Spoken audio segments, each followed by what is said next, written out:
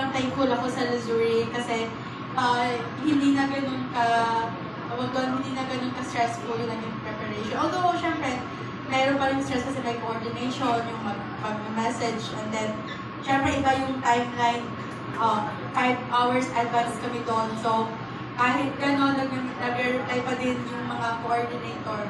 So, minsan, kahit good morning doon sa amin, pero dito ay good night na. So, parang gano'n. So, iba-iba yung timeline, pero doon pa rin nagre-reply.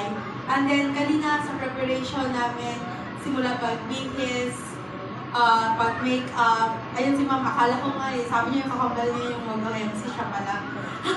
So, sila, from the team, the crew, so sa studio, sa photo and videographer, sa nag-cater ng, sa food, sa lahat. And then, wala dito si Miss Tina, pero siya talaga yung muna kong in-inquire kasi siya yung parang finance or something.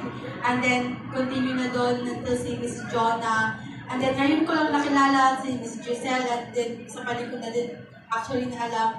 Pero, kahit gano'n, first time namin magkita, todo yung support nila, lalo na sa gown ko na pakahirap nilakad. At syempre sa makeup artist namin, okay, kanina pa yung 1 a.m. Andito na siya, support niya kami.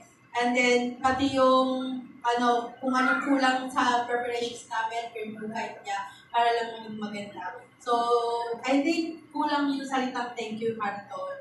So, sana, in some ways, in the future, makabawi kami. Hindi ko alam kung paano, basta sana in some ways, makabawi. Thank you po. Maraming salamat po. Parang nabawasan yung stress namin sa yung kasal namin.